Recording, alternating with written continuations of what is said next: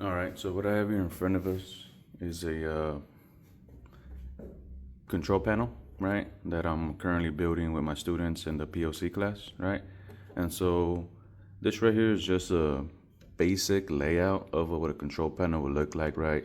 The most important thing in here is for sure, your main breakers and your fuses, right? So breakers and fuses are the safety features of electronic, circuitries.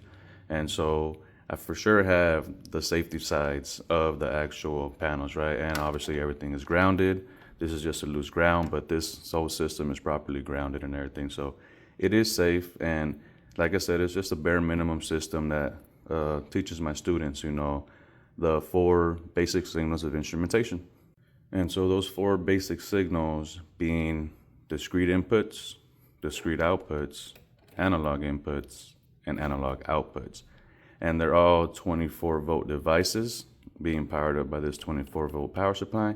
So like I said earlier, this system is relatively safe. 24 volts won't really bite you, right? So you're pretty much just safe to work on it. Like I said, before my students ever even touch wires and, live pieces of equipment, I first show them, how to use the meters and all that so that they can verify, with the test equipment if the system is de-energized or not, right? So I'm not just letting them just stick their hands in here, and just figure it out for themselves. But the system is relatively safe if we short it out or ground it out, right? One or the other. Once again, this is your 120 distribution. So every device that you see here is powered up by 120 via the POC, which is an Allen Bradley Micrologix 1100 series. And then I also have my power supply that receives 120 in to get 24 volts out. And then I got some spares that I'm gonna install in a future project when we're adding equipment to the system. I'm gonna go ahead and start with your discrete inputs. So discrete means two states. So it's gonna either be on or off, yes or no, yin or yang, right? It's two states only. And think of it like a light switch, right? Like your light switch is either gonna turn on your lights or turn off your lights. And that's the true definition of a discrete input device.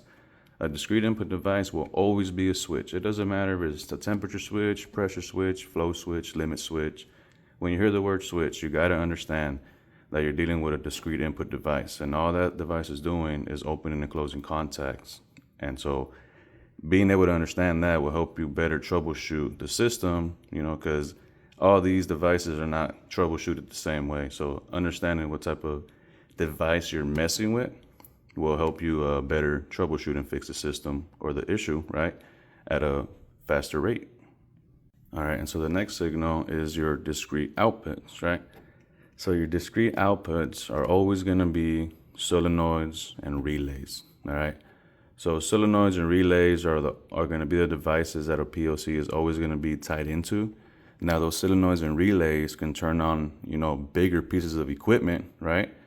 But the beauty about PLCs is that all those big old, three-phase motors that turn on and off, or those big old, pneumatic valves that open and close, right? They're all truly being controlled by 5 volts. And so that's the beauty about these modern day PLCs is I can control 480, volts, with 30 amps of current or whatever it may be with just 24 volts. And so that's where PLCs, dominated the scene, right? Before PLCs were invented, it was all relay logic.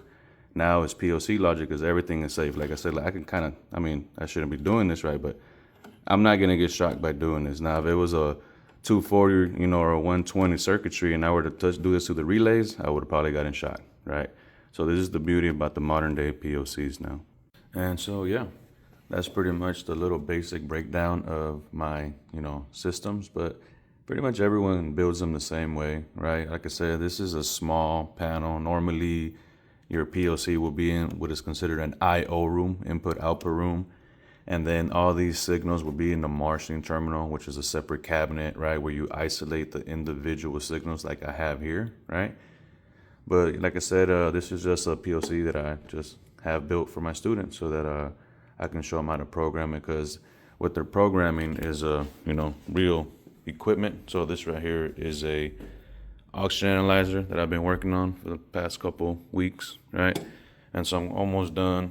I just added the compressor, right? Like I said, it's an oxygen analyzer system.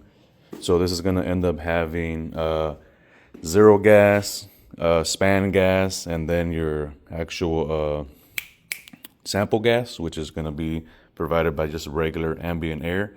And so if everything goes correctly, when the compressor is pumping air into the analyzer should read 20.9 percent of oxygen, which is what we're all currently breathing right now if we're in sea level.